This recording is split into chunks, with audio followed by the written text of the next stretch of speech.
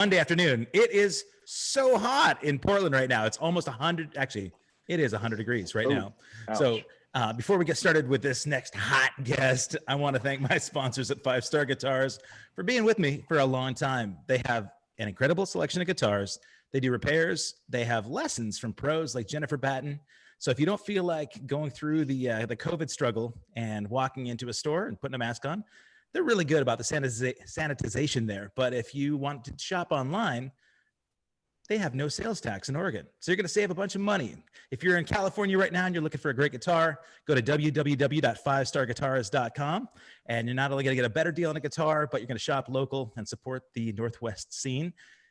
So with that said, I want to introduce somebody that's been incredibly formative in my musical journey.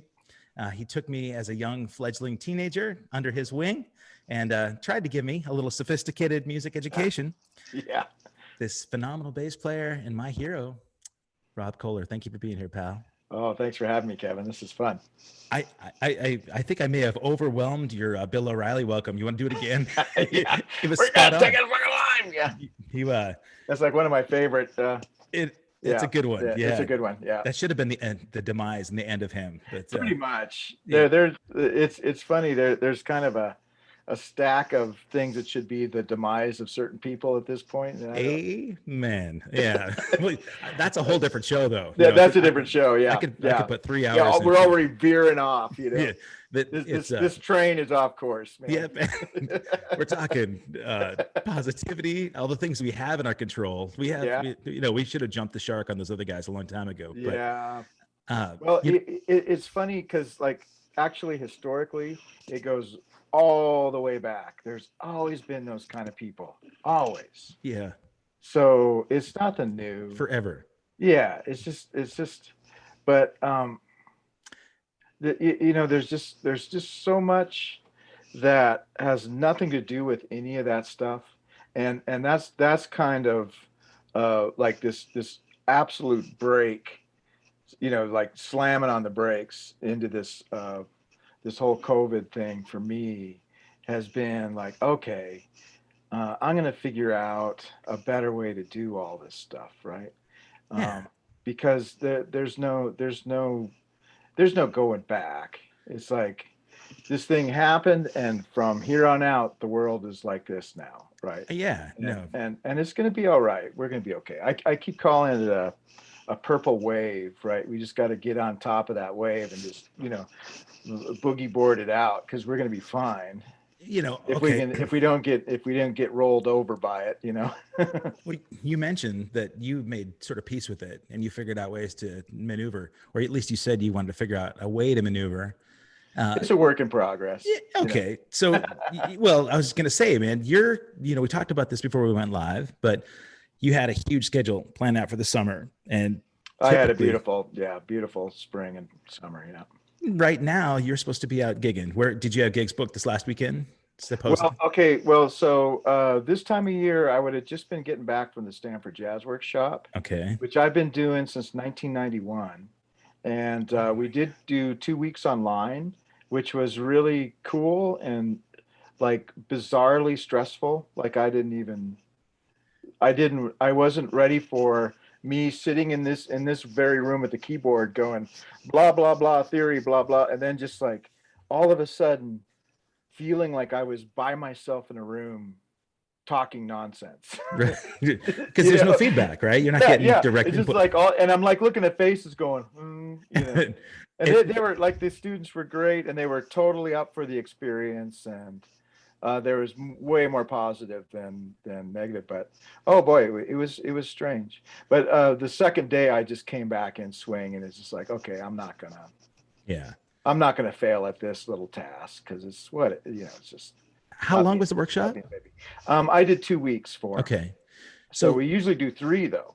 So typically on a Stanford Jazz Workshop, it's a 3 weeks. Tell me about that process. Like, tell me the difference between doing it in person and what you might have done remotely. Right. Well, okay. So my son, Sam, and I called it the Summer Odyssey, right? Because I had a Honda Odyssey, but we'd drive up to Vancouver, okay, British Columbia, where I had started a jazz camp with my friend Jared Burrows I think in 2000. Okay. No, it had been 2003. And that's like just a smaller camp. The whole faculty is just me. Like I'm the bass player, and Jared's a guitar player. We have a drummer, and so all week long we just kind of workshop as a band while we're Okay. teaching classes. So then Friday we get to do a great big concert as a band, and it's like they're all just amazing writers. Len Arlaya, Brad Muirhead, like these like serious Vancouver cats, right? So how does that So happen? You like when you're doing this, like you're working on the band for the first week, are people, is it just band members that are sort of putting charts okay, together? so like we're literally doing a camp, right? Okay. So and it's like we've got, like there's a dad who plays bass and his daughter who plays bass, all the way to a 80-year-old retired uh, very saxophone player, used to fly the major airlines, to Okay. you know uh, a bunch of 14-year-olds that went to school and had a saxophone in their hands. Okay. It's the full gamut.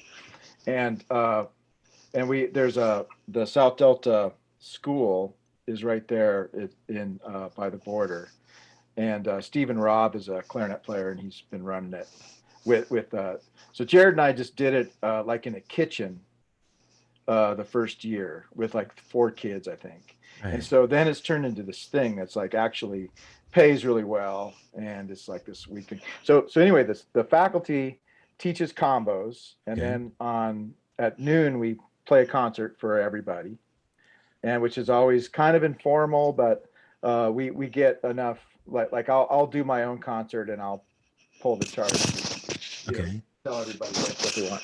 Sorry, I'm messing with my microphone. Um, and then so the band is just kind of oiling it all week long, every day. And Okay. then we have a rehearsal, and everybody brings in their own music, and we put together a concert. So we've been doing that for 12 years, 14 years. And But there's like, once you do that a few times, you kind of get used to what everybody does, and you start writing music for the individuals and that kind of thing. so the in So, person, yeah, I would imagine there's so many opportunities for those guys to be answering questions, and you can kind of, you feel like you have a little bit more hands-on with the faculty. So when you went oh online, yeah, yeah. And just like having, so Brad Muirhead, for example, he worked with Hugh Frazier, who ran the Banff camp in Banff, Alberta for years. And Brad is like a total original writer. So when you get a chart, it's like 8 pages long, and you have to like decide what it is he's telling you to do, right? okay. But after you've seen his charts, you go, "Oh, Brad's telling me to do this," and it's always it's like 3 parts cacophony, 2 parts swing and mingus stuff, crazy trombone solo, some kind of drum interlude into like absolute intricate writing. It's Wow. like he's like amazing. We're talking 10-minute tunes. Yeah. So anyway, so Sam would come up and play bass with me there, and then we drive down to California, and sometimes I play gigs with Alice on the way. Sometimes we'd always stay at my brother's house. He was living in Fairfield at the time, and Lee. then I would go to Palo Alto. Yeah, Lee. Okay, Yeah, cool. and then I go to Palo Alto, and then I would move into an apartment there for 3 weeks, and then I'd teach Stanford. The Stanford Jazz Workshop uh, is pretty much jazz 24 hours a day for three Wow. weeks. It's kind of exhausting, but just there's nothing like it. And after every time, all the way going down there, you're ready for it, and then by the time you're leaving, you're just spent, and then you're Yeah. ready to go about a week later to go back. I would imagine that the students that are partaking in that are, they're it's, the cream of the crop, yeah, right? yeah, but they Like just, they're serious. Okay, so here's some of my students are, for example, I met Ambrose Akamansuri cover a downbeat last month wow. when he was 12, right? And Wow. I got to like hire him for some, I was admin there for a while, and I did in school stuff, like brought a band into Oakland school system and stuff. But Ambrose, Julian Lage, I don't know if you know Julian, I don't. but he showed up about the same age, like 14 or 15. He just won a Grammy last year. Taylor Ikeste's been around. I didn't meet Taylor till he was like 18 or 19, but he shows up every year. These young cats, man. Young cats that are just fighting it out in New York and Yeah. doing the do. And you know, you just like, it's really fun to get to pay it, you know, like Harish Raghavan. I don't know. He's a bass player that we brought in. Jorge Roeder is another bass player I helped get in there for our mentor program. And Jorge's just like exploded. He's playing all over the world. And so, you know, I buy these guys' records, you know, in fact, I do. Yeah. Like, you know, some of these kids that have gone on to have these great careers, I'm sure that you probably talk to them not just about development and improvisation and chops, but also industry type stuff too, right? Maneuvering through the. Yeah. Awesome. You know, so like me personally, I'm kind of I'm the beginner guy and the electric funk guy, right? So I get like a lot of the lower bands. I teach the beginning theory classes. I take like the people that are just learning how to play. Okay. And so you know, and I've seen some of those come oh, you know, not to name drop. Can I name drop, Kevin? Sure. Yeah. So I know we're hanging, man. This is Fabian Alzadon, okay. who plays with Linda May O, and he was playing a gig with Terrence Blanchard, and I worked on I put strings on a bass for a session that Terrence was doing in New Orleans, and they invited us to come and hang out because Sam was good friends with Terrence's daughter Sydney, and Sydney was in one of my classes at NOCA. But so we got to do this day. It was really awesome. Hang out. They were doing the Tuskegee Airmen soundtrack. Wow. And so he had Kendrick Scott on drums and Fabian on piano, and Derek Hodge on bass, and they were just kind of hanging out. We had lunch with them, and Fabian just looked at me and goes, "Did you work at Stanford Jazz Workshop?" I said, "Oh yeah, I've been teaching there." "Oh, I took your theory class, man." I was like, right on.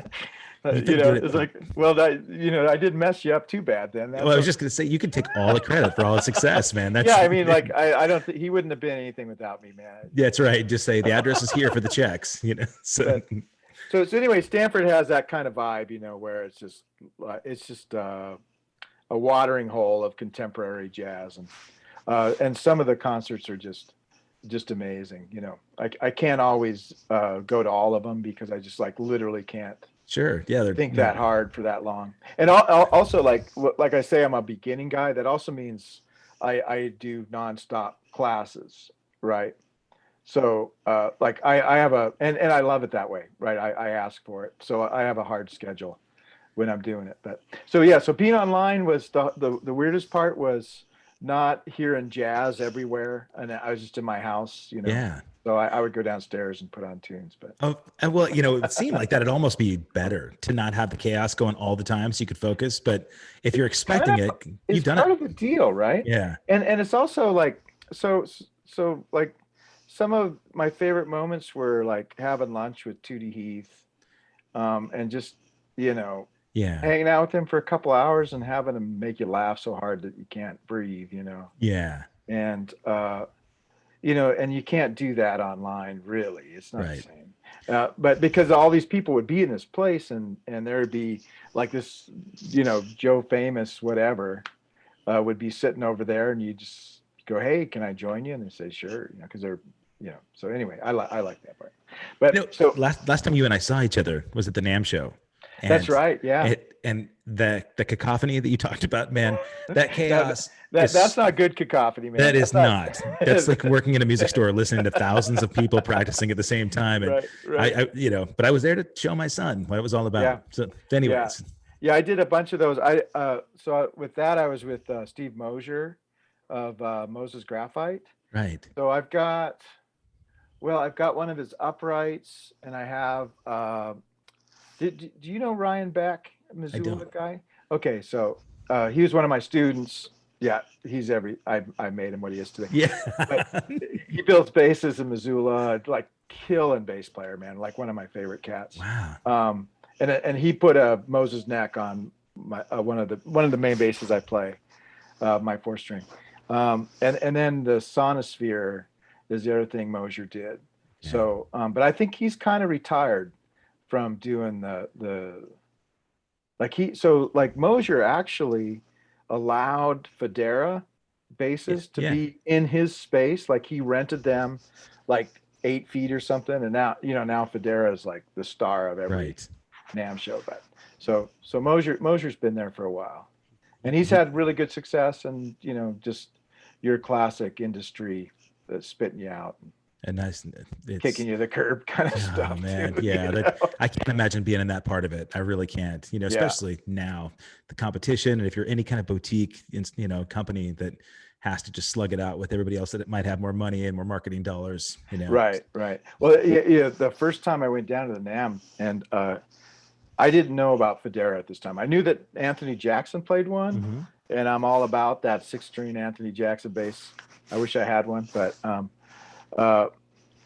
and so but I'm all like, yeah, man, I got some stuff, and I'm gonna get down there and I'm gonna do this, and I'm gonna sell some CDs. Everybody's gonna look at me, Right. And so day one is Matthew Garrison is next to me, jamming with Victor Wooten. Oh man. And then Dominique Di Piazza shows up, and he plays with like 5 finger picks, and those guys are over there just, and I just sat in the booth and went, bomb. Like this whole note sounds good, man. Right. Yeah. Right? Well, that's why you keep working though, Like, Yeah, right. Oh my God. I'm not known for my whole notes, Kevin. No, I know.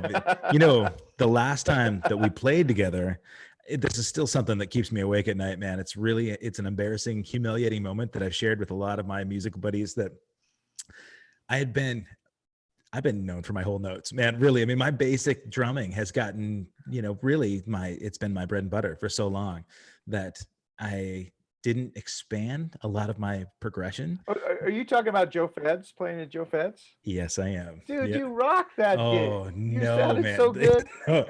You did. Any ability to improv, out the door, man. So I was thinking about this as a possible conversation we get into. Yeah.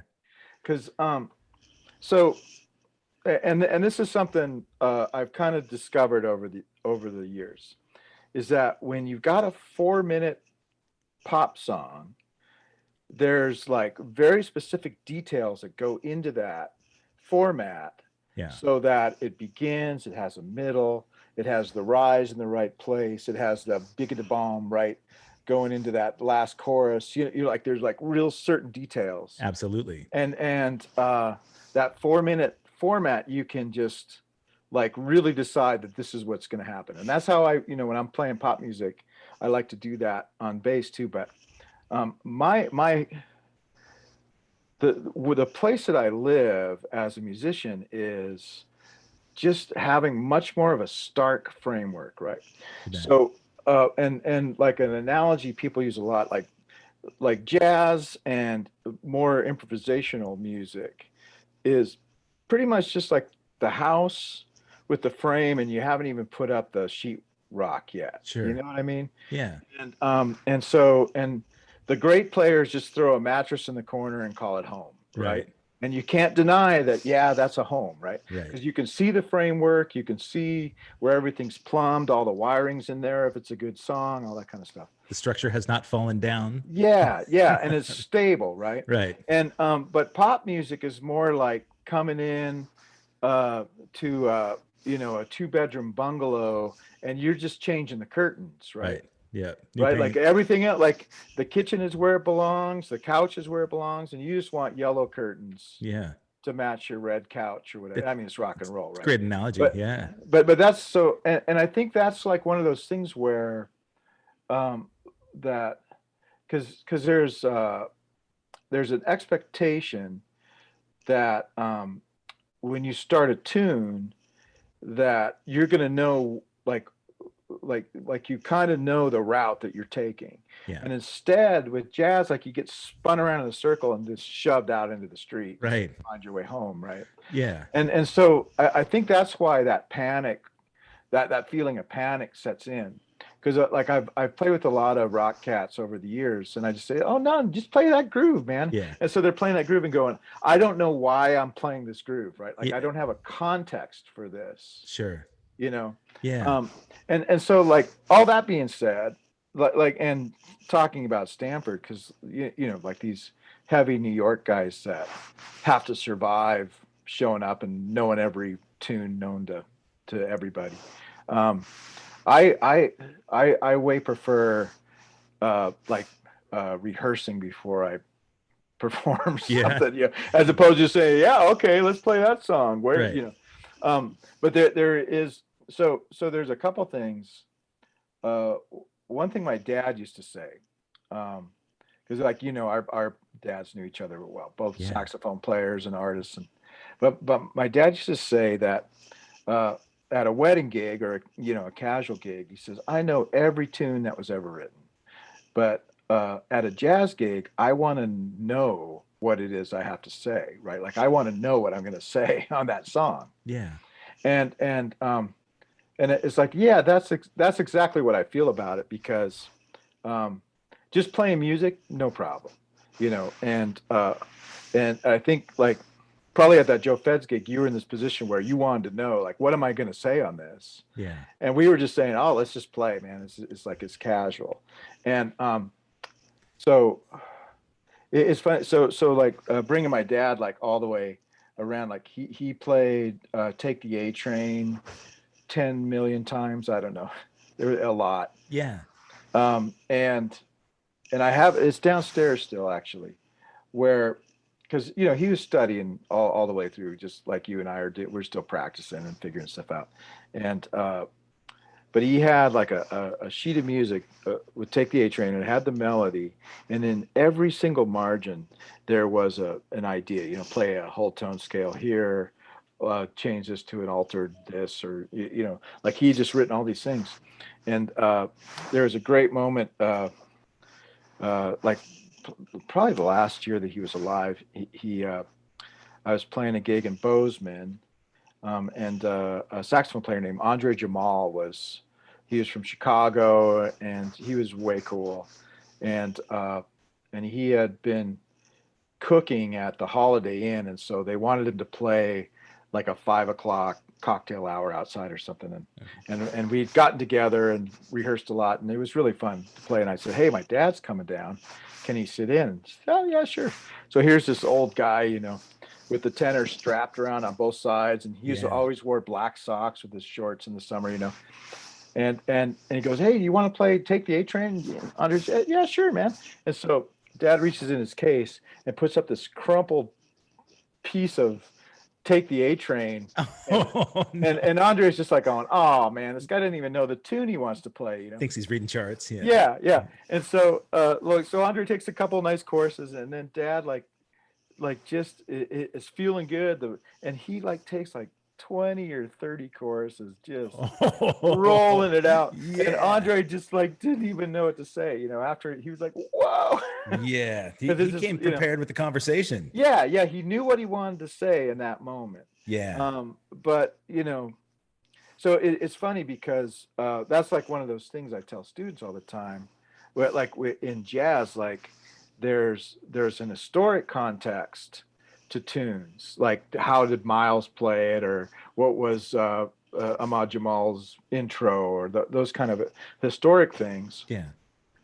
And then there's you know, just like having enough knowledge to be able to like hear like reharmonization show up,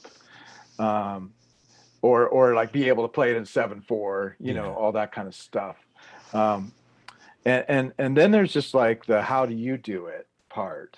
Sure. And for bass players that's hard, right? Because um, unless you're the guy with the checkbook at the end of the night, you know. Right. Yeah, and so bass players are often put in this position of having to know 3 or 4 different historic contexts of, oh, you're going to play that intro, okay, I know that intro, right?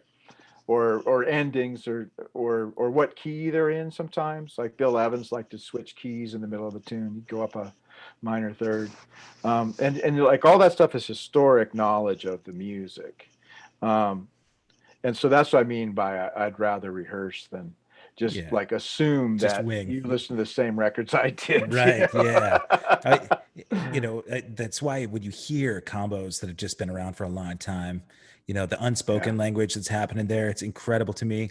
For people that are not skilled players, it's like magic, right? It's like watching a Right, magician that right, just makes, right, a dinosaur appear out of nowhere, but right, right. you're talking about your pop. Tell me about the early days of learning with your dad, because Lee is a piano, the keyboardist Yeah, primarily, yeah. right? So, He was playing trombone too at those days, Lee but was okay. yeah, So, I don't even think we have a picture of him playing trombone though. I'm pretty sure he went through and lit them all on fire, oh yeah, no, Except he played good. He played really good.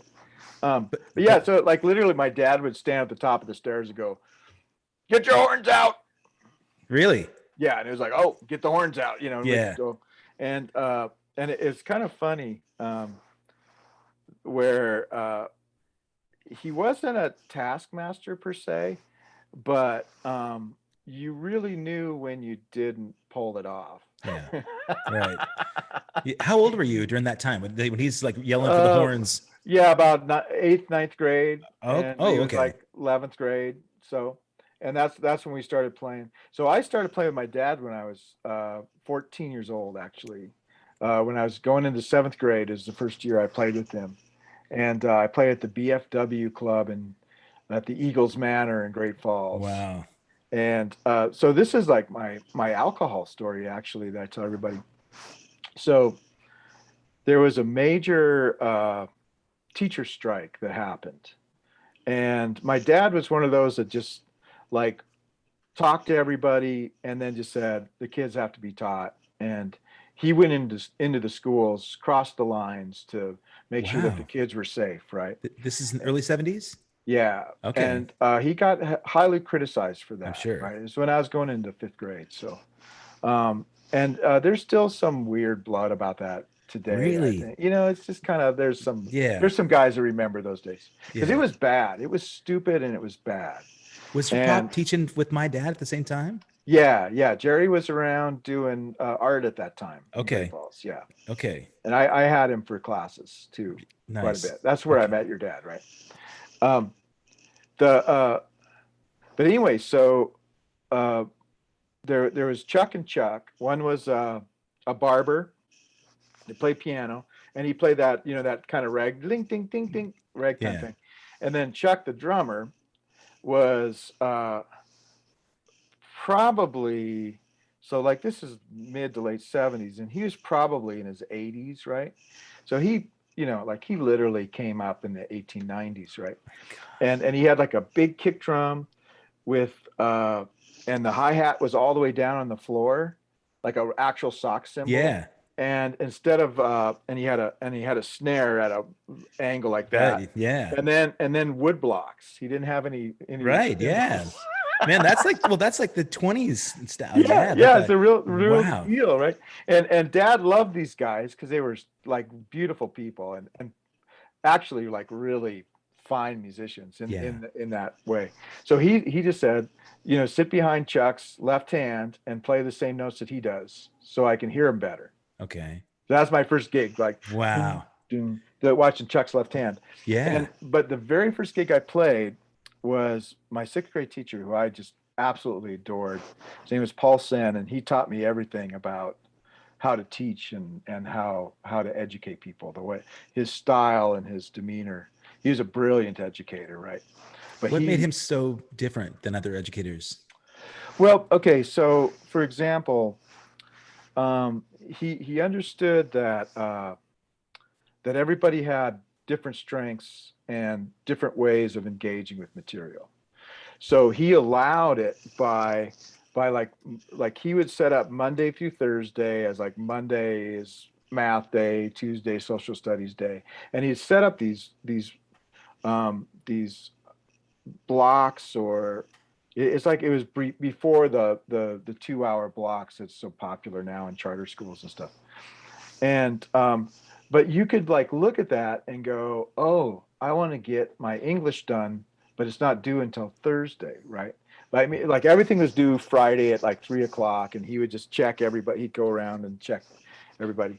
And so like essentially he just allowed you to explore what it is that you needed to do, right? Like the reading would be clear, what you had to do with the reading, what worksheet you had to be done, and what project had to be done.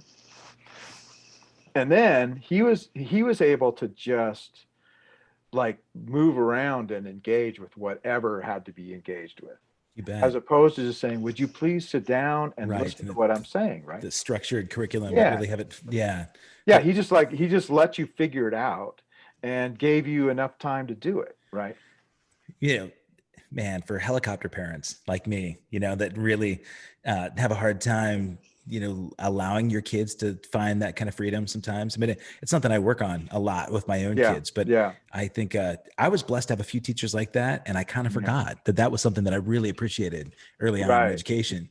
So that was formative for you. And like sixth Right. grade, you said, so Yeah. you were My able to sixth grade develop year. a lot of your own sort of self-driven Yeah. So education. by the time I got into high school, I was literally just hiding in the band room at lunchtime and playing bass. Okay. Because like those days, every school had like the 215 Fender with the big Fender, and I would just like I'd bring whatever instrument I had at home and go in there and Yeah. you know. Yeah. What were you really into then? What were you listening to? Oh, the Who Oh yeah. and Tommy was the thing that just was like, Yeah. oh, you know. And whistle just the chops, right? Oh, So just like everything about him, you know. yeah. He was cool, he was educated, he knew what he's doing. Um, and he stood toe to toe with Pete Townsend, right? They Right. were right Right. there, you know. And Yeah. Keith was all over the place, but those two were like, I mean, what a wall of sound, you know. Really. Yeah.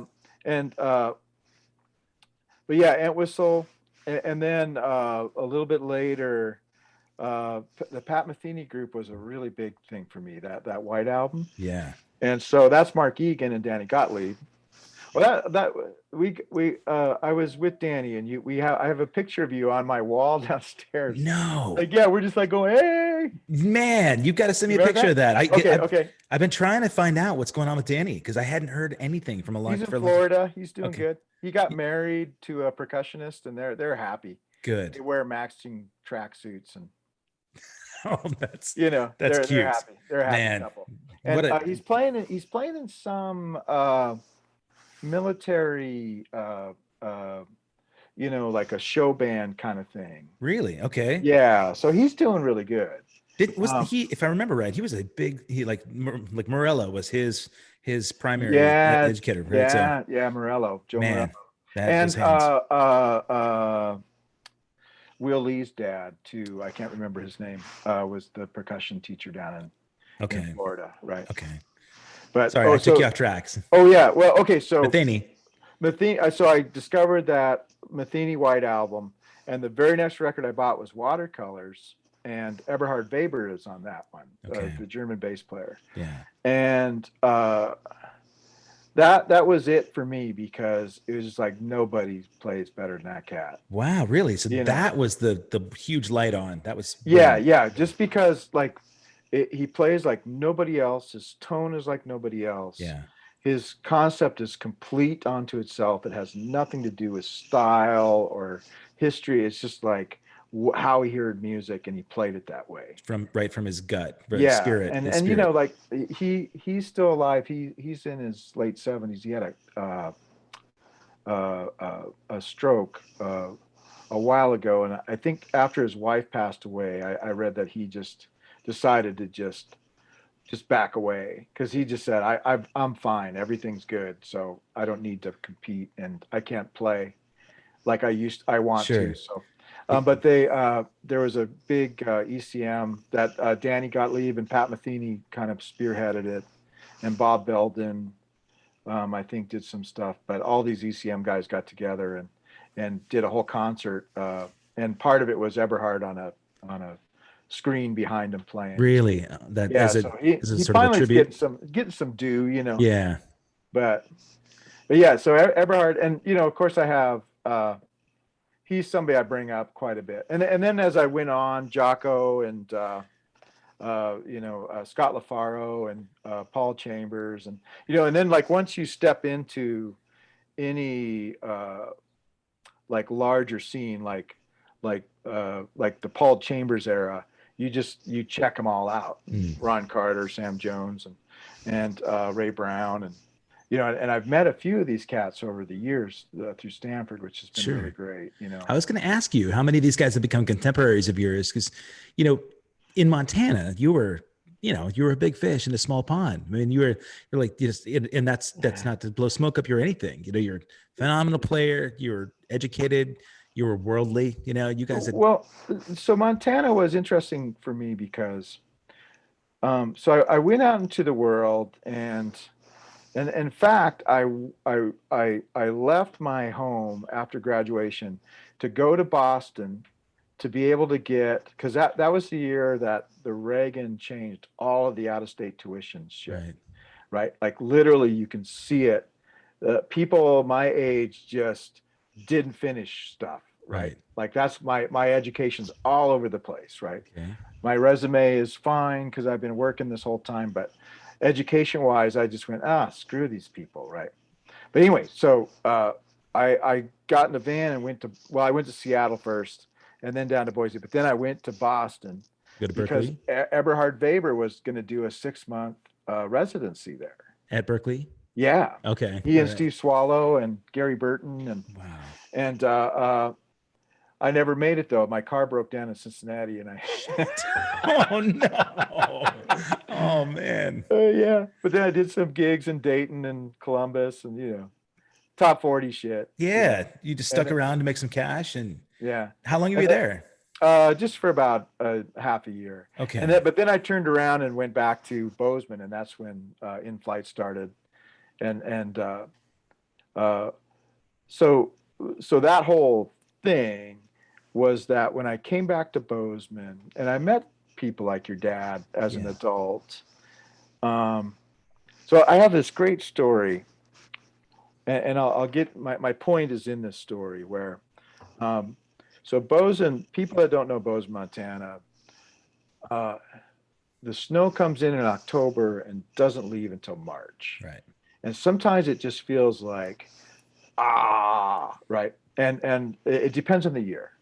And this one year it was incredibly cold and snowy and yucky. And then in March, it went from like 10 below to 40 above or something. And in Montana, that means people wear shorts and sandals and shit outside. Right. Yeah, it's true. So I'm downtown because it was the Music Villa on one corner, the Leaf and Bean across the street, Poor Richards, where the Downbeat magazine was there, and the Cannery had pretty good turkey sandwiches, right? So I went to this one corner, and I came out of the Leaf and Bean with my espresso, and there was Jerry Rankin just hanging out. And we stood on that street corner in 40 degrees with like the snow was just like melting around us for like an hour and just like saying nothing. But he made me laugh and made me feel like being creative was important. Thinking about the world in like what you can give back to it, how you can view the world and shape it so that others can understand it. Like that was the concepts that we just stood on the street corner in Bozeman and yacked about for an hour. I've never forgotten that conversation. And just how, like walking away going, where else in the world am I going to run into Jerry Rankin on that corner and just like get just schooled in a flurry of just hilarity, man, right? Because you know how he is, right? Like how he can just like lay it out there. Yeah. So my whole point of like coming back to Montana and then design, like In Flight was kind of our swan song that kind of was internationally successful and kind of failed at the same time. But we did it. And my brother Lee and I still do This World, right? Like, we have records out. Yeah, I should send those to you actually. I'll just tell me where to get them. Yeah, well, in my basement. Yeah. Yeah. But there's a guy on Django radio that plays us all the time. He just we are the greatest. But so like that conversation with your dad, and just like being in Montana, I realized that um, that you know, it may not be New York, and it may not be, but like New York just made me feel small and insignificant, Sure. and it was good to feel that way, Yeah. but it wasn't healthy for me to feel that way because it wasn't true, right? And so being in Montana, like I had this sense of like my eccentricity is something to celebrate, You bet. and like to get deeper into, like not go, oh, I do this weird thing rhythmically. It's like, no, I do this cool weird thing rhythmically, and I don't know where it comes from, and I don't have to explain it to anybody. But if I develop it in a way that I can like I can express it with clarity, then it becomes, you know, that then I'm touching Eberhard Weber's, you Wow. know, shoelaces. Yeah. Right. I mean, like the shoes are off his feet and in a closet, but I could reach it's in the his same touch. room. Yeah, it's like, you know, man, that sense of belonging is pretty remarkable, you know, for to you to recognize that. I mean, I don't know how old you were when you discovered that about the departure from New York. And Yeah, 22, 23, right around, like going into my 20s, you know. um, I derailed you early on too, and I was going to ask you. You were starting to tell me about where the alcohol story came from. Okay. So I'm playing this gig Chuck in and the Chuck. yeah, and Paul Sen, like my favorite teacher of all time, had like lost everything in that stupid uh, uh, fight of the unions and the Oh school yeah. districts, including his wife, including his job for a little bit. Wow. I think my dad was part of getting him back in there Okay. because he recognized what Paul was, what kind of teacher he was. Because he would come into my room every now and then to get kids out, and he was always like really impressed with uh, like how. Cause, okay, so my dad taught elementary school, and he'd go in and get the two trumpet players out of the classroom and bring them to the cafeteria, and then they'd come back in, right? And he always he mentioned to me about how the kids from Miss Chaperdia's room, who I had in fifth grade, and Paul Sand's room, because he maneuvered me into these classes, right? Um, those kids were something else, Yeah. right? Like they had something else going on. They weren't preoccupied, they weren't shut up. But anyway, so there I was playing this gig. You know, it was MPTF, so 9 to 2. Okay. You're right. Yeah. Like you know, I wish I had my own stool because then you could like sleep like this when you're playing that last set. Yeah. But I'll never forget watching this man who I greatly loved, and he had said like he was really excited that I was playing, but I don't know how much he threw down that night, but he fell off of his stool. He was trying to get up to go to the bathroom, got his foot caught. Yes, face first it. That's the hard thing to see for the first time You when you're know, young. yeah, Yeah. yeah. It's like I was Yeah. like, whoa, you know, Yeah. alcohol's stupid. I think Right. that was like the first thing I thought, you know. And luckily, you know, my dad didn't. He had the same problem with alcohol that I did. Like if you start playing, all of a sudden it's somebody else's hands, and then you're like Right. playing like this. So it Yeah. was never good, right? Because I know people that have a whiskey or something, all of a sudden they're God on, Right. Yeah. you know, on the saxophone or whatever. Inhibitions go away and Yeah, yeah, they can be, that didn't work for me. right. I was the same guy, and my hands didn't work, you know. Right. That's just not fair, man. That's just a waste of I money. know, no kid. Hey, so this is something I have right here, though. I wanted to show you. I don't know what it's going to look like on the. I was going to like get my Zoom chops together. Yeah. But, like these are some of some records that I did, and that's Here- a Jerry Rankin painting right there. Oh, wow. Yeah. So that's Taking the Hook. That's with M.J. Williams and Ann Tappan. That's right. Yeah. And then Willie bought all those paintings from him so that we could use them. And then there's two on this one, actually. I didn't even realize he did those covers. Wow. Yeah, so that's. Look at that, Isn't man. that beautiful? Buddy, I need to And then- get these. Oh yeah, I got a lot of these. And then Oh. this is one that I owned that's on the back there. I actually just from that series.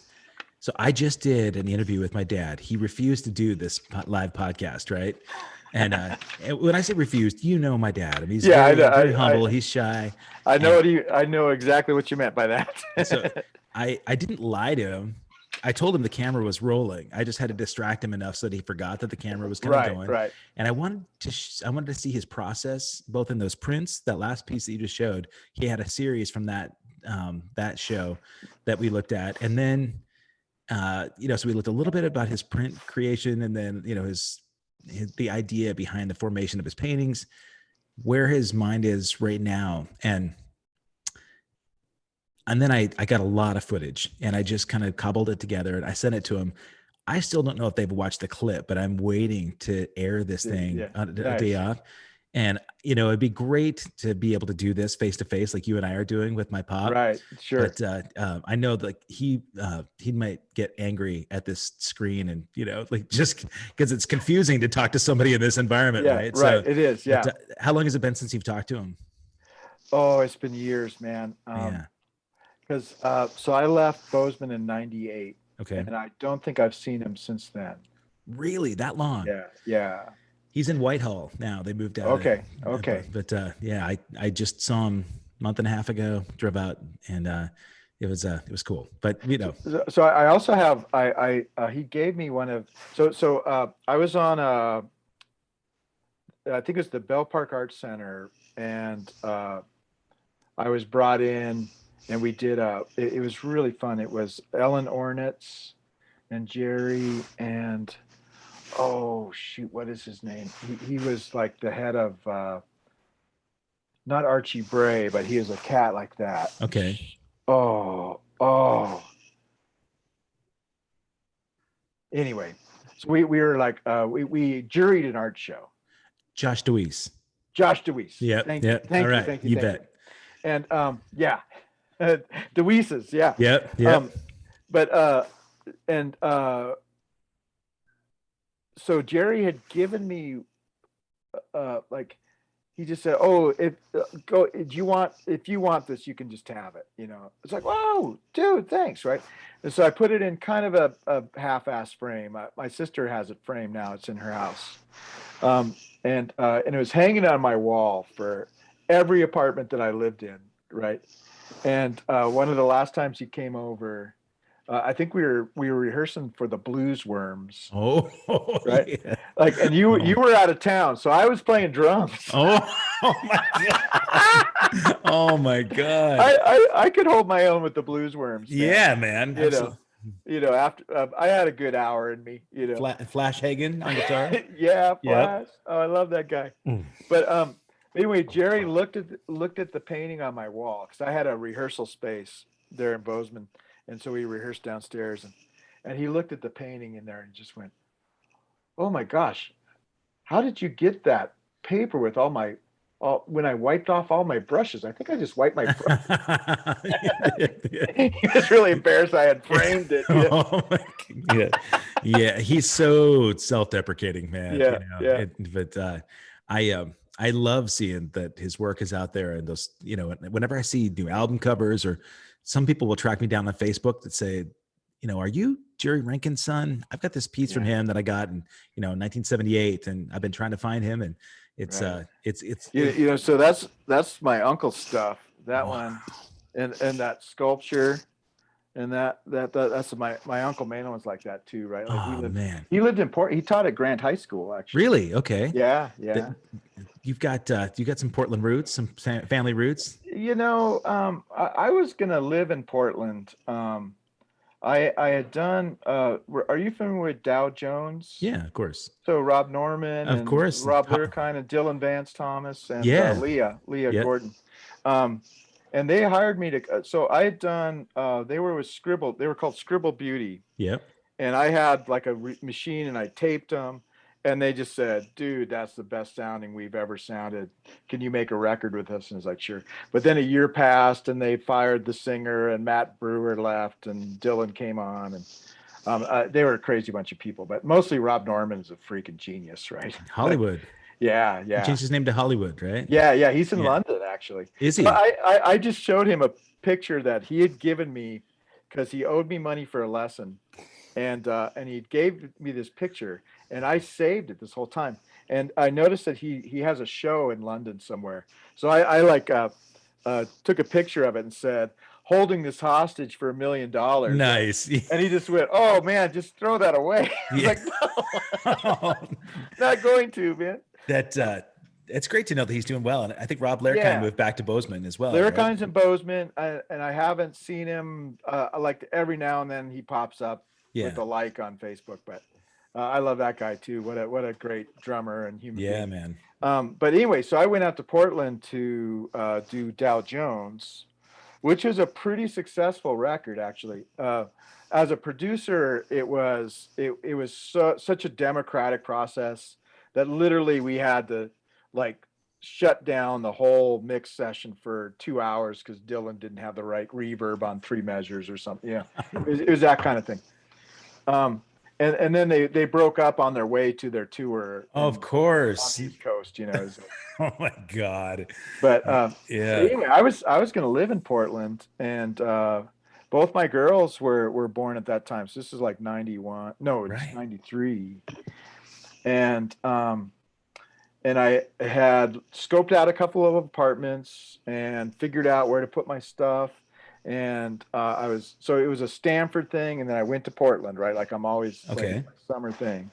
And so I had a little bit of money from Stanford, and I was thinking, you know what, I should just move to Portland and do this. So because my brother Lee was in Florida at that time, so like in flight and this world, like we were just kind of everywhere.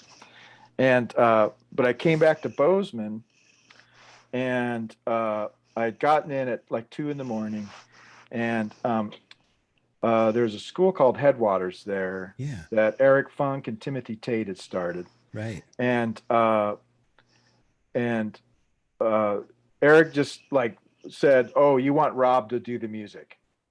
And so they said, "Okay." And then that was like in May or something. And then they said, "Oh, we don't have budget. Sorry. Maybe next time. Better Or luck maybe you could next just do it for free. Yeah, so I was thinking, okay, I should go to Portland and try to do this. So I came back to Bozeman on a Sunday night, and Monday morning at 7 a.m., the phone, like it was a phone in the hallway kind of situation still. And it was just ring, ring, ring, ring. And hello. It's like, Rob, this is Melanie from Headwaters. Would you please come into school today? We want to offer you a contract. And it's like, what? And so apparently, because there was like 28 kids or 30 kids, and they would have these morning meetings. And so it was the first day of school, and the kids just found out that there was no music. And so they said, we're not going to any classes until we have a music class. That is awesome. The So, kids protest, and they I protested, love it, right? man. So I went in and met everybody, and it was an instant love affair. And I was there for 5 years. And That's so cool. yeah, What a great story, man. So that was like that, but no Portland, right? Well, you know what? Portland would have done well by you, but I think those kids that had an opportunity to study with you for 5 years they got the gift. All this stuff we were talking about with Stanford, like that's where I learned how to teach, right? Yeah.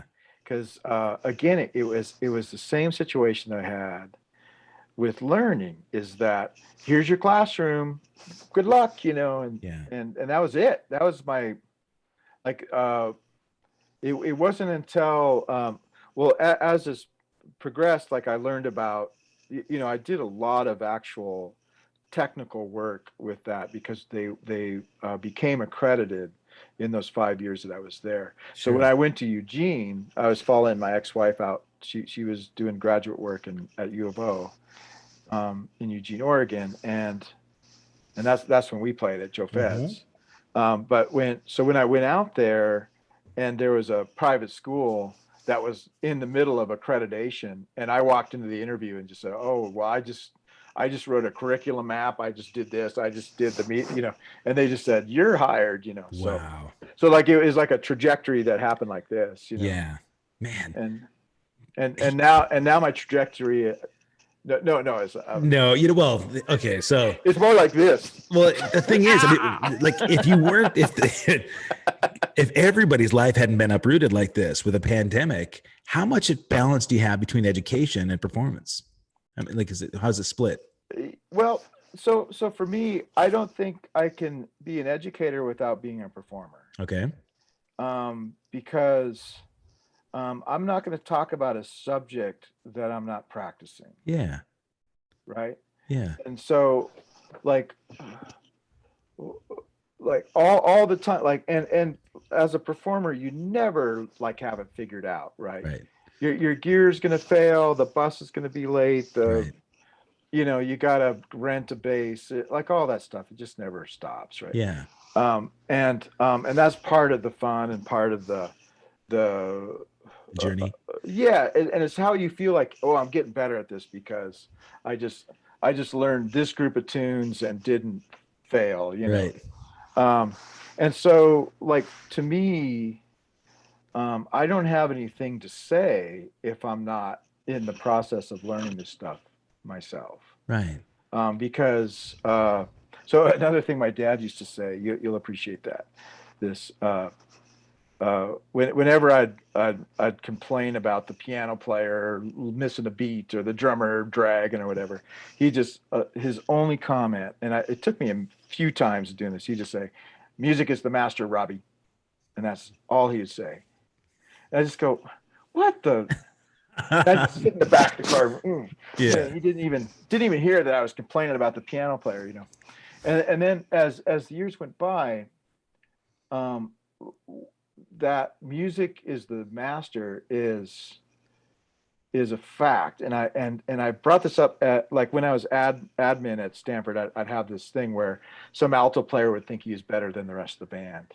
And I would just say to him, "Oh, so do you know this about music or this about music? No, you don't. Get back in there, Yeah, right? right. Like, pay attention to what music has to teach to you. Sure. And then, like, bring it to the group and lift them all up, right? Nice. Because, otherwise you're just a solo act, right? Yeah. And then, And I mean, and really in the jazz scope, there's a lot of that, right? There's a lot of that mentality, right? Where there's posturing and positioning, and yeah.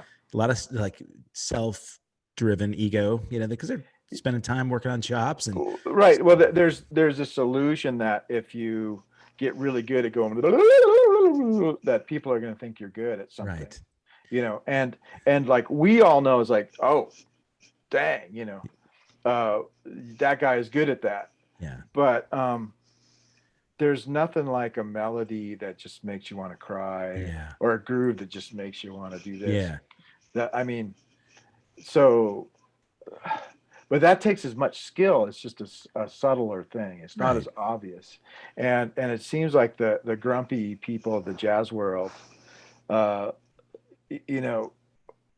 another thing that it goes way back.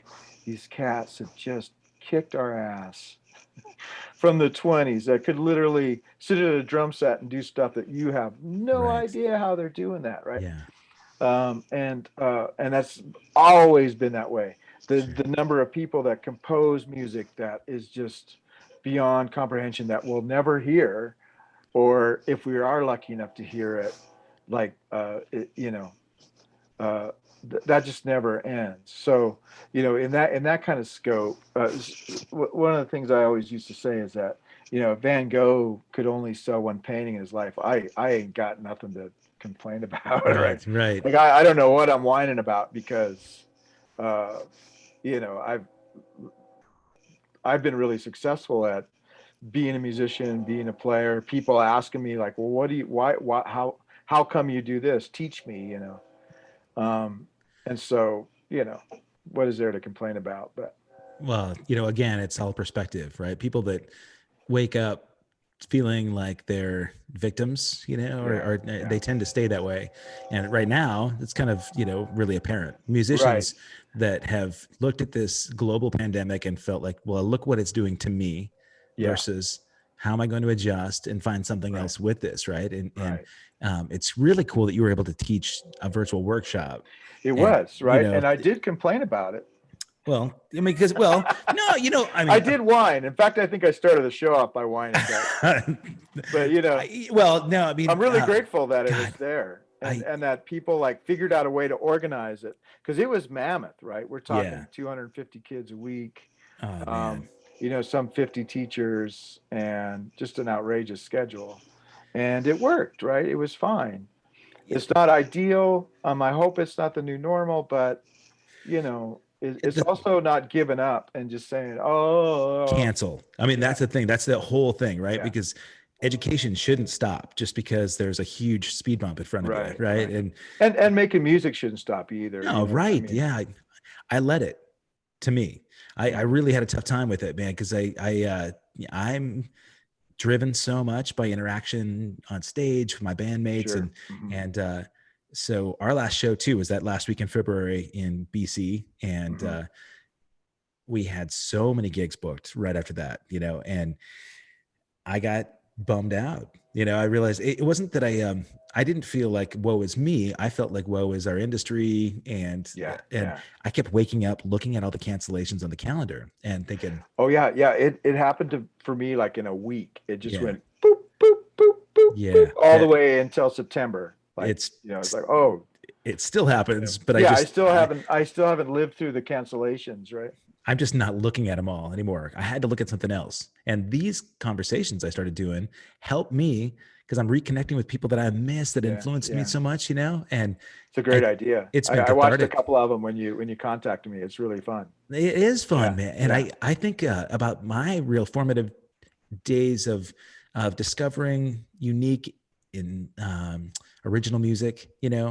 Not only did you start me in my first original project with Energy Positive too, but Right. I discovered your ensemble, the thing that you had with Robbie Johns and Lee in Flight. I got to watch you guys release these records and put together something that was Hmm. uh, it spanned so many like Right. genres, and Yeah, you're going, oh, they're doing this. yeah, That's how you do it, right? it Yeah. was amazing, and it really opened my eyes. You opened my eyes to so much, man. You talked to Matheny. First time I ever heard a lot of those records was from you. I remember how Well, your so eyes would light up I for can I Jocko. can still like see that black drum set with all the Yeah, rototoms yeah, in that one room we had where the piano was at yeah, 18 West Lammy, and my stereo was right there, man. yeah. And I guarantee you that I'm probably holding a similar coffee cup, going, "Hey, man, did you ever check out the?" Yep, that's Because exactly that right. was like my whole life, man. I Oh, didn't do anything else, and I really haven't. oh, I mean, I raised three kids and did a lot of work, and a lot of gigs. now I'm still, yeah, I'm still doing the same thing. Still checking out the new stuff and going, oh, I love music. It's Do you feel different inspiration from newer artists? oh Like, yeah, yeah, yeah. I just do you know Gilead? I want to say Hendrickson or Hemlickson. I don't. He's a guitar player from New York. Okay. Oh my God. Yeah. Aaron Parks. They're kind of in the same. It's Eric Harland is a drummer that plays Okay. with these guys a lot. Um, there's a woman named Norma Winstone in London.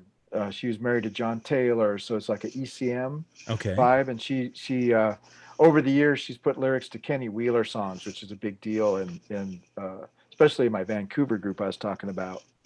And Norma's been up to Vancouver a few times, and like in her late 70s, and she has such control of every single note that she sings, right? Like she even cracks it just a little bit and then holds on to it until it's heartbreaking enough, and then she lets it go. Yeah. I mean, we're talking a master at singing. And she just put out a record a couple of years ago. Wow. And, In the and I 70s. just, yeah, in her late 70s. And Yeah. I discovered it and was like floored. I um I think some of those eye-opening moments, it's great that you can still find that sort of magical Hmm. um inspiration. And when I was when we were first playing together, and I was such a rock guy, right? Like Scorpions were pretty much all I was playing. Yeah. But, yeah. but my pop took me to Chicory Acoustic Band, the trio in Oh yeah, I Helena. was there in Y- y- Helena with right. Patitucci and Weckel. Yeah, I Right. remember standing in line with you. Yeah. You were going to talk to Weckel about something, right? Well, I did run backstage to go Yeah, yeah, talk to yeah. him, and I my dad had to like wait, and so we went back to the hotel with him, and my dad just sat at the table next to him while he talked to me for like 2 hours, yeah. and I remember that story. Yeah, that's it blew beautiful. my mind. It just everything about that night, his personality and his willingness to share knowledge, and then the ensemble, was Yeah, it's just like oh my yeah, god, yeah, brand new world, right? it really Yeah. was. My story was I stood in line and I got behind this mom who wanted to talk about her fifth grade student with John Patitucci and Oh no. his bow hold. And Patitucci just like literally, oh well, oh man, I'd really recommend. And I was just like, oh come on, Yeah, man. yeah, no kidding. He was the one that kicked me out of the backstage area because he's like, I don't want this kid with a mullet back here, like talking to Dave about double bass. But, I actually when I saw you at the NAMM show a couple of years ago, and I brought Caleb, my son, down. Right. Weckel was there doing a little workshop, and so Oh yeah. we went and talked, and I said, there's no way you're going to remember this, but I was the same age that my son is now when I first got to see you, and you said some really sort of impressionable things, and then you sent me a letter. Actually, I still have his letter framed way back then, not at the NAMM Right. show, Okay. but he sent me a letter talking about electronics and how important it was to get into those. But one thing that Weckel said at that the hang, he said, like, do you party? And I said, no. And I thought he was asking if I wanted to, get loaded. And he goes, no, man, it's good that you don't. I said, I'm as straight as it comes, man. I don't drink. I don't use drugs. And he said, if you want to be in your 30s, you want to do this for a career as a living, there's no way you can get involved in that now and still maintain it. And it stuck with me for a long time. And I waited to party until it was much, much later. Right. Unless your Wikipedia page says dies at 28. Right. Yeah. Which a lot of theirs did, but man, there's a lot of that. Yeah. God, I didn't want to let go of the Jocko thing too, man, because I remember your eyes lighting up talking about Jocko back then, and you got into fretless bass for a while, and you were, I have a Fender Jazz fretless downstairs. I can kind of, if you want me to play out of tune, you should hire me to play the fretless because I can totally do that for you. Yeah, Jocko. So Jocko was, I guess that lines up with like when somebody says, well, who do you listen to?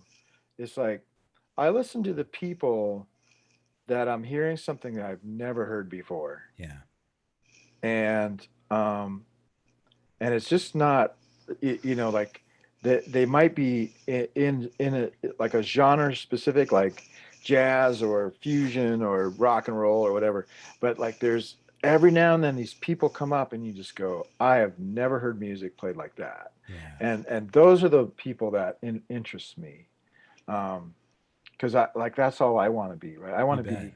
It's not that like I want to be like, so there's a J.S. Bach thing that said, because Dad Bach, there's like 11 of them, right? And his kids were way more famous than he was, but J.S. was the cat, right? Yeah, right. And he was asked about like what, like when he was older, it's like, well, what do you think about your children? And he just said, well, I just always wanted to be so good that they wouldn't help but notice. Yeah. Right. Like, and like that was a thing my brother Lee always said. Yeah, just practice and be so good that, like, it's like, oh, you can play, Yeah.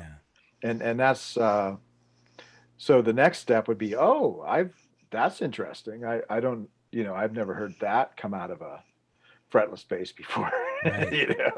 And Jocko is definitely one of those guys that embodied that thing, and is there anybody that you hear modern day that's like that has that voice that's just unmatched? Well, let's see.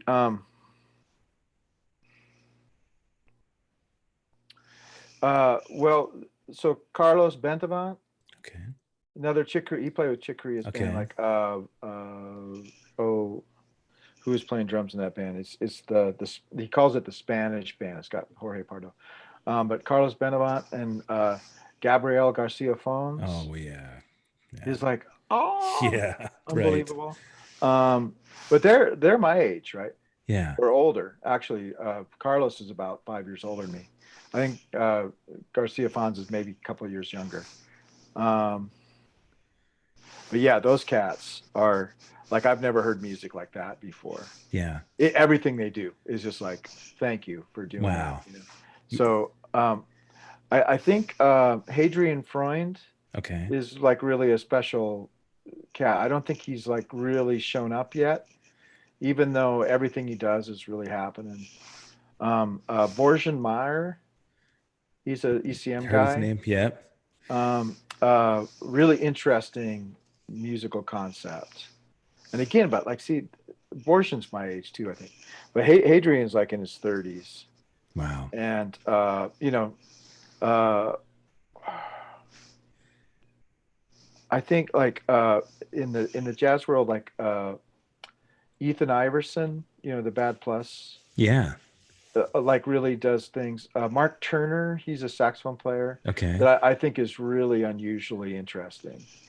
And well, Michael Zenon he's a MacArthur Grant winner, but Okay. his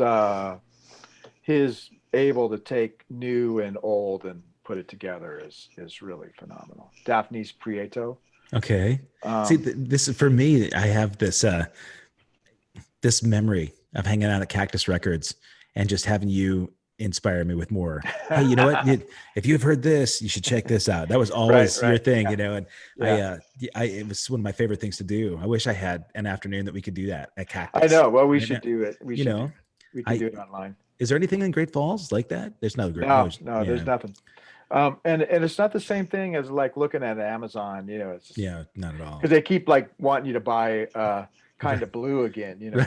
Yeah, right. It's like, geez. Right. Well, but it's the ultra version, right? It's the Yeah. extra Yeah, special yeah. version with Right. liner Yeah. notes in blue and HD stuff. 96 hertz, man. Right. Yeah, that's right. And they got Miles talking about shit about Bill Evans for Right. 3 seconds. Like, Gotta have it. more footage of that. Yeah, I didn't expect to get stories about my pop. That was a real blessing. But Oh yeah, he meant a lot to me, man. Just and well, that's I was just trying to make the point that we're family. yeah, Goes back. your inspiration to me, it's beyond just the musical side and beyond influence of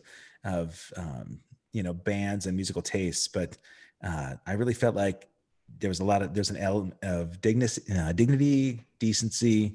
There was a lot of that went into the industry for me that I got from you, and I'm so thankful for it, man. Yeah, well, Like you're just like, I knew you were one of the cats as soon as I met you, and then I that was that. I didn't feel fortunate enough for that. But I've always felt like really blessed to have met some remarkable people. Jennifer Batten moved here in town, and we started playing. Just to me, she was referred to me, but I think she got the wrong phone number, honestly. But I didn't want to say that. She's a special one, right? She really is, man. She's as far as the distance learning thing goes, she's doing a guitar cloud symposium this week, and she's got four nice. like the biggest gals on the planet playing guitar, and this is their hope, is that they can put a real impressive 3 days in and just flood people's mind with Oh, that's great. That's chops. really great. Yeah, I'm proud of her, but we're all trying to do the same thing, figure out a way to keep ourselves from going crazy. Yeah, it's just like the world is and it's one of the things that you have to remember, that we're creative people, so we're constantly like figuring out ways to deal with it, right? Yeah. I have to say, like, one of the things that bugs me about on the news, they talk about the gig economy. Yeah, And that just makes me mad, because it's like, man, musicians have been doing that for centuries. right. And now that a couple of guys with, like a CEO position decided to open up a taco truck, all of a sudden it's a gig economy. Right. It's like, no, that's not. So the other term, the other term is a better term is multiple streams of income, right? Right. Where you just, the I like I'm working on a record right now. There's a local Molly and Peter Wilson, like great musicians, and they did this really cool project. I'm helping them mix it. I've got Betty Jane, my friend Britta is the leader of that band, and we're on our third record now. Wow. Okay. So you've Um, already tracked some of that? yeah. Okay. I got a new high school kid named Chris Rockman. He's out of high school now, but he's got that same fire that you had, where it's just like, I want to know, I got to do this. I'm practicing this. Check this out. Yeah. It's just like, okay, you're one of the dudes. Nice. Here we go. Yes. So we're doing that, and I've done a Facebook Live stuff, but we like all these people just like in the last couple of weeks went, oh, I think I may have been infected. Yeah. Right. So we're all just like, oh, Shit. Yeah. Oh man. because Great Falls, there was zero Right. for most of this. Yeah. But it's here now. Yep. So, and that's a bummer because it just, well, it's what it is. Yep. But with all these people, we're just talking about, okay, first of all, you got to keep going forward. Because if you don't, then what, what is this? I didn't practice and have, 40 grand worth of basses down in the basement to just quit, Right. Yeah. Not yet anyway. It's good that that's your incentive. If it looks like, well, I've got an investment downstairs. Yeah. Well, because nobody will give me what they're worth. That's the truth, man. Yeah. The sentimental worth is, it might be worth $50 in a reefer, but this is a subject change, but in the chat, Larry Toering, who's a phenomenal music promoter, he's really, really deep into this thing. And he wants to know if you have any juicy weather report stories, because you know it all, man. Well, so like I got to see Wayne play, and I got to meet him, and I got to I was actually I've got to meet Peter Erskine a couple times. He's actually way more grumpy than you think he is, right? But his kid, your contemporary. Well, Damien's there in Portland. We've done some double bass stuff, right? I wondered. I've gigged with them as well. Asher Falero, and that was Ola Malvez that we played with. That was the same era. But I played I played with Damien up here a handful of gigs too with Eddie Martinez. Nice. Oh, yeah. Nice. Yeah. So anyway, great player. So I've met some of these guys, but like I don't know if I have a specific weather report story. Okay.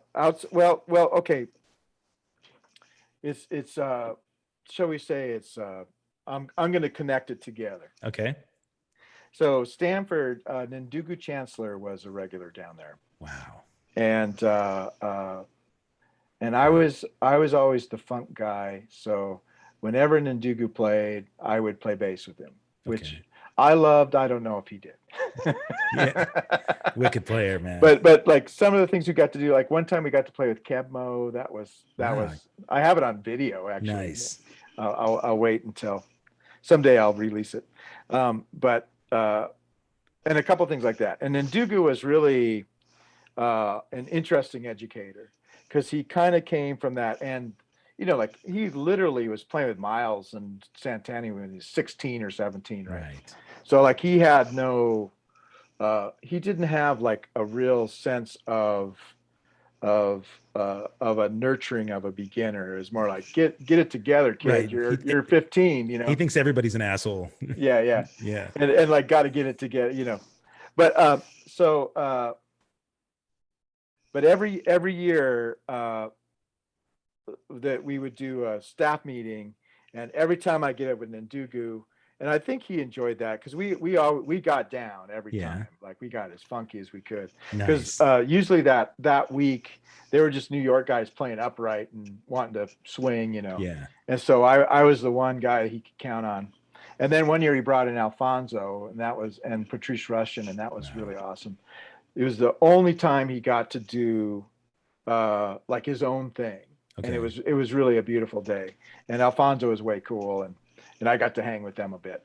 And Patrice was really beautiful, but more of just as genius as Ndugu, but a little more understanding of how to educate people in a nurturing way. Because Ndugu had things to say, Yeah. and he was a presence. And he was the kind of educator who's like, did you just hear what I said? I was just showing you something. Why aren't you like, did you write this down? Yeah. He was like that kind of cat. But so anyway, and we kind of knew he had cancer for a few years there because he dropped a lot of weight, and he just kept talking about this great diet he was on. Mm. And I think it was like his own little private joke. It's like, you don't get to feel sorry for me, Yeah. So, and then he passed away, and my friend Bennett put together a remembering Ndugu concert, and so Bennett called me and wanted me to play Green Shirt, which is on that is Mysterious Traveler, I think it's on, and it's just like this, it's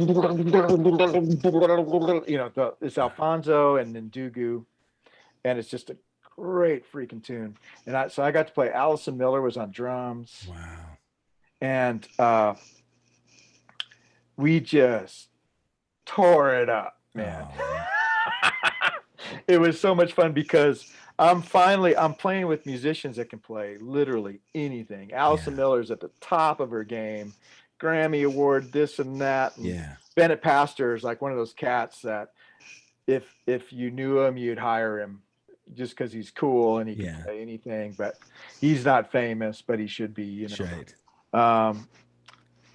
Steve Lugner was on saxophones, and Ben Folds, Ben Phlox, excuse me, Ben, like just happening new cats, But Alice and I just like looked at each other and went, all right, we're gonna let our teenage come out, and we're gonna do this for real, That's so. And that was like a great moment for me.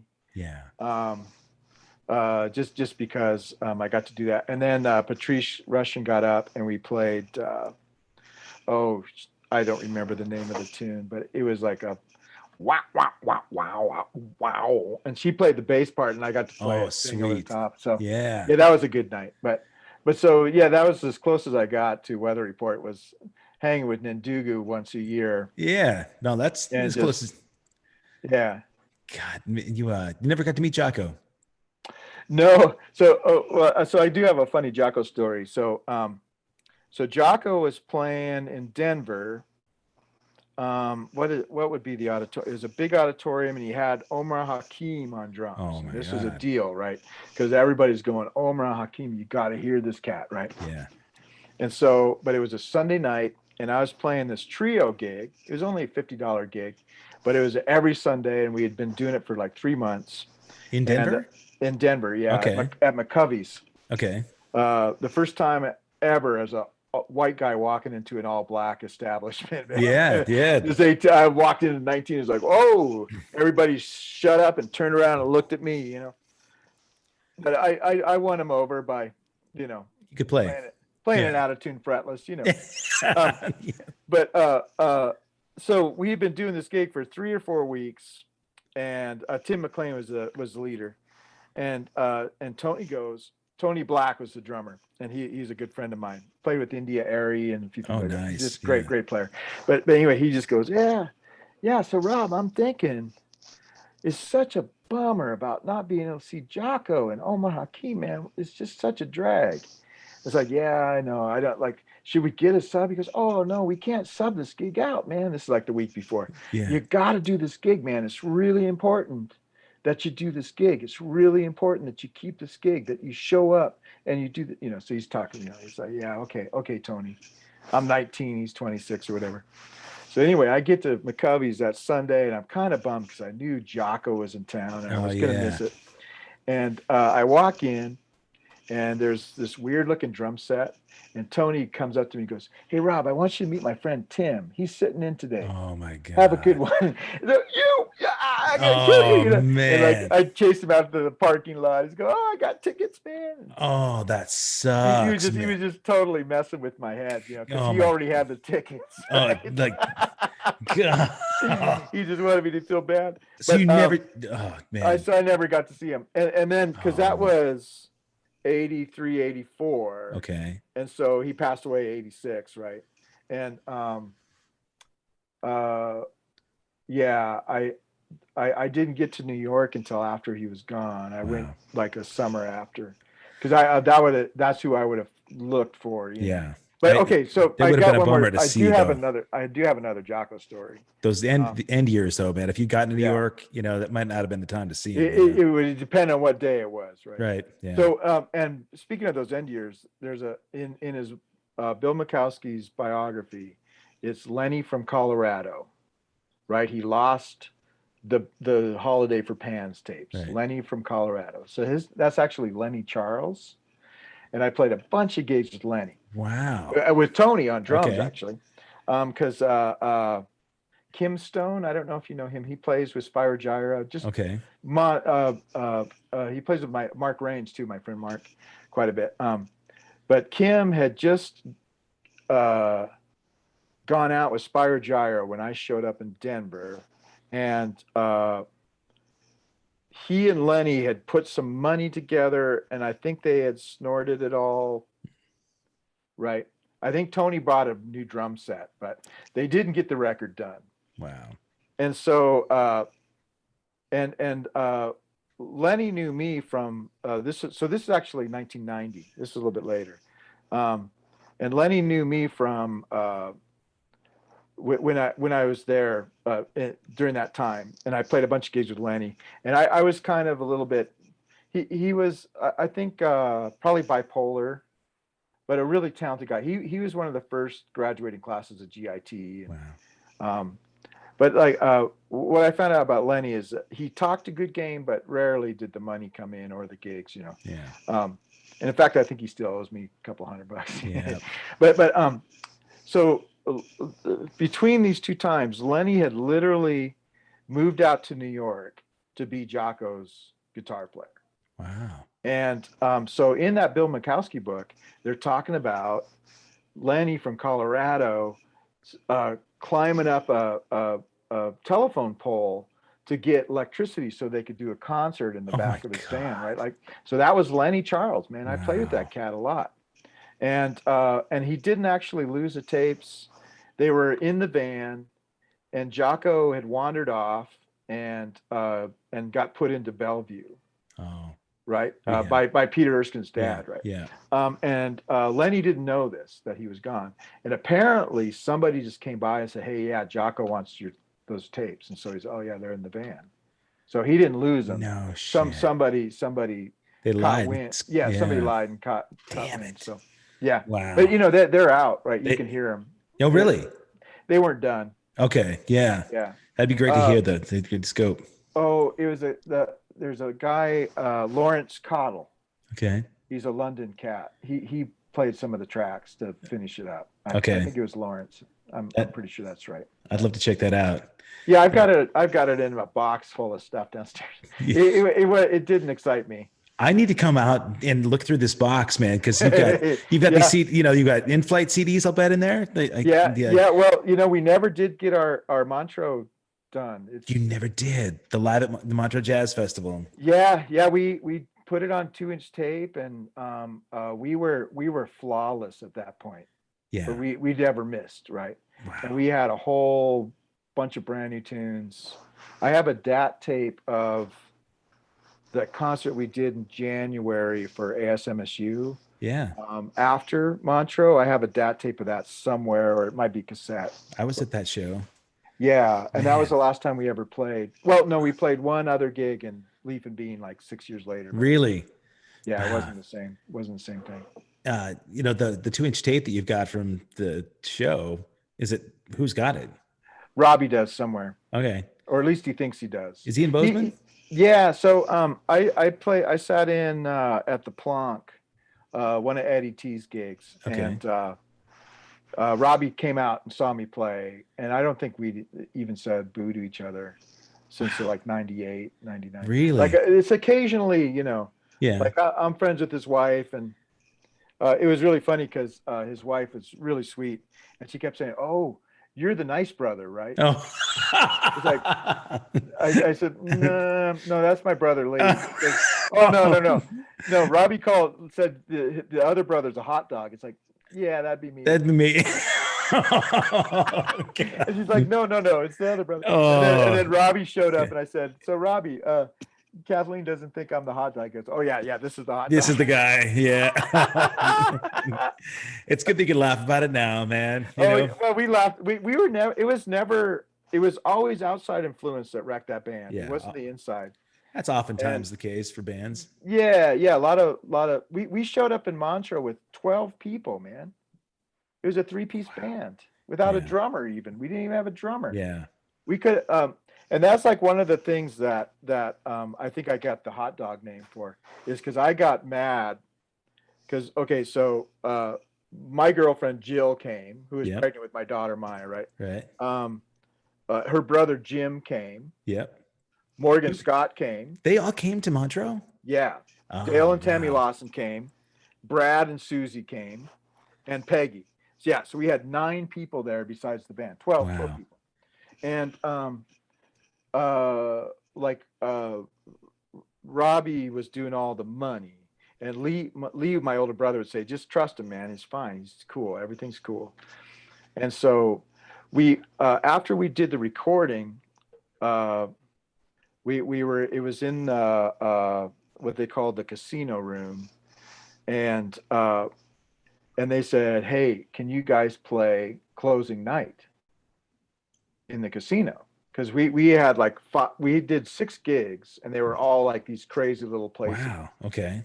And after they heard us in the recording session, they said, "Can you do the casino?" Which, 1989 in Montreux, live at the casino, is something you can go on YouTube and watch. Right. So we would have been on that video thing. But Robbie said, "No, we can't afford it," because we had 12 people there. Oh, wow. And I just, like, Lee and I were like, "Well, why doesn't the 3 of us just stay and send them off?" Right. But he wouldn't do it because it would have been like 3 days extra in a hotel. I would have slept in the car to be able to sleep on the floor of the casino, man. Yeah. And also we had that meeting we got invited to Claude Knob's house, and we had that meeting where, like, the main manager of the thing said, "Hey, you guys have been great. We really love your music. We're hoping that you can come back next year. Here's the numbers to call." And they handed it to our manager. And that was so, like, I should be playing Montreux every year, something at this point. But it's like, what are you gonna, I can say a lot, but what are you gonna say? Yeah, well, it's all that's for the book, man. Save that part for the chapter for the book. Yeah, right. Yeah. Larry that asked these questions, he said, Peter the Grump, Damien, I'm sure playing with Rob brings the same mutual respect. Alfonso and Patrice, he loves them both as well. Yeah. Great to hear these personal experiences. The Luke Duran, bass player from Helena there. Yeah. Luke he's in on this conversation too. And he said, "Oh, nice. Hey, nice to hear your voice." That's great, man. Yeah.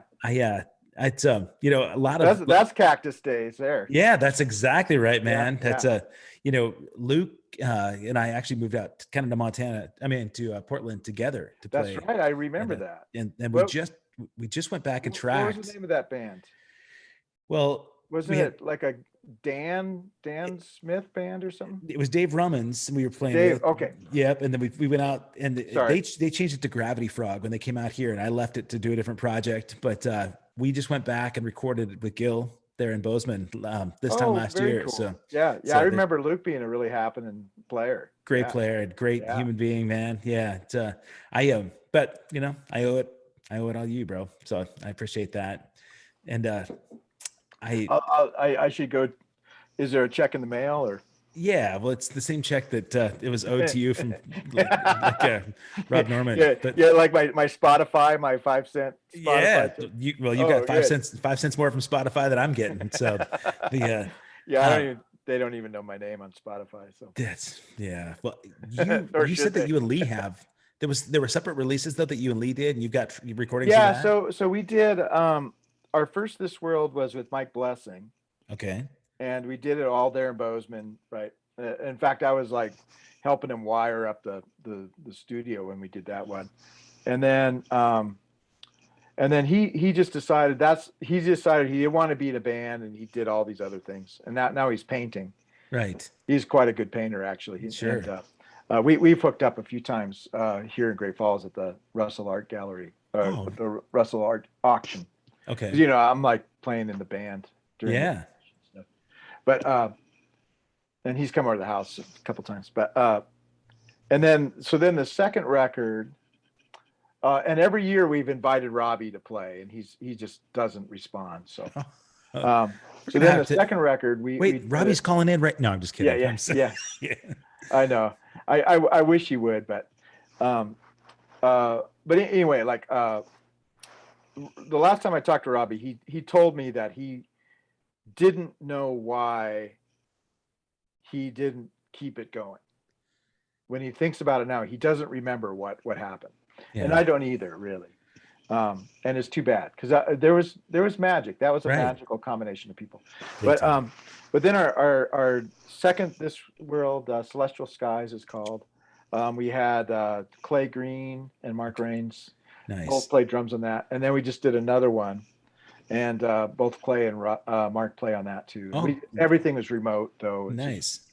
And Lee just kind of he goes up in some remote area of the world and meditates and smokes a little bit, and then all of a sudden he has a new record. Wow. And then I have to figure out how to put it in order and stuff, but. Because he'll just like hit record and do this for a couple hours. Interesting. I'd so love to hear this. There it's good stuff. It's kind of in the Yes realm, because Lee kind of sings like John Anderson. He does. He sounds a lot like that. Yeah, he's got that voice. Wow, that a lot of my buddies that are watching this right now are all of a sudden going to get goosebumps wanting to hear that. So. Yeah, well, I'll get your address and I'll send you all that stuff. Okay. I got it's holding up the walls in my basement. Though. Nice. That's it. Yeah. Well, I think I can let go of a couple of them. I would love to just hear anything that's got you on it. If and just let me know. I'll send a check. So the big thing was I got a 4.5-star review in Downbeat this year. Did you? Yeah, that was about freaking time as far as I was concerned. So we did a record with my cousin Dave. Okay. Who lives out in Seattle, Dave Peterson.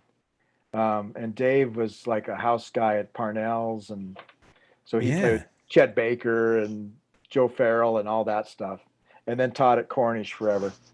And if you had a Windows 95, his Deerdorf Peterson record was on your hard drive. Oh, really? Yeah, they did some. It was the beginning of Origin Records. Wow. So we got John Bishop's playing drums, and Brent Jensen, a good friend of mine from college, is playing saxophone, and Lee's on piano. And we went out to Seattle and did it right, and it got good reviews, great reviews. So that's really exciting. And that record is called? It's called Winter Colors, and it's the Peterson Kohler Collective, and that's going to be in the package. It's coming your way. God. So. That's beautiful, man. I really appreciate it. Oh, how can people find out what's going on with you? If I point links to people, what's the best way for people to find out about Rob Kohler stuff? Oh, yeah. Well, just kohlermusic.com. Okay. We have our own domain. And I'm still, like, I did a whole, my son Sam helped me do this Weebly thing. And I've got I have like some 40 records that I've been on, and I have links to everything. And the Weebly page is just parked somewhere in what would it be? Space. Internet space. Yeah. And we my sister Kate needs to hook it up, because then when you go to kohler.com, it's going to be there. Sure. And so hopefully that'll be any day now. You know what? As compensation for your records, any of that stuff you need, let me know. That's what cool. That's I know how that was your deal, right? That is my deal. That really, even touring with the Flock of Seagulls, that's not my moneymaker, but I bet that's fun though. It's amazing, man. The Yeah. last year was the most incredible of my life. I just like, it was crazy to think it would happen at this point in my life, like Yeah, pushing 50. isn't that an interesting thing? Yeah. But I did that with in Las Vegas a few years ago. My friend John Lindquist called me up, said, "Hey, we're renting out the Smith Center. You want to be in my band?" It's like, oh, that's a yeah, great venue, man. yeah, it was really fun to do that because I was the youngest guy in the band. It's weird. Oh, nice. Yeah. But you still are, man. Young hearted, young spirited, right? So Right, right. like, yeah, And I got the knees to show it, prove it. that was just because, yeah, that was just because you were a shitty football player, right? So, Terrible football player. oh man, this has been so fun, pal. I Yeah, miss you. Kevin. Thanks. Miss you too, man. The next time I get to see you, maybe Robbie will just lick his wounds and get back together. And Yeah, you fired up, right? Yep, you, Robbie, and Lee, man, we'll get in flight back one more time. Okay, let's do it. Let's plan on it. Yeah, please do. Give your family my best. I will. Thank you for spending the afternoon with me. Yeah. And ladies and gentlemen, thanks, Kevin. the legendary Rob Kohler. Thanks, pal. Have a great week. You too, man. All right, buddy. Take care.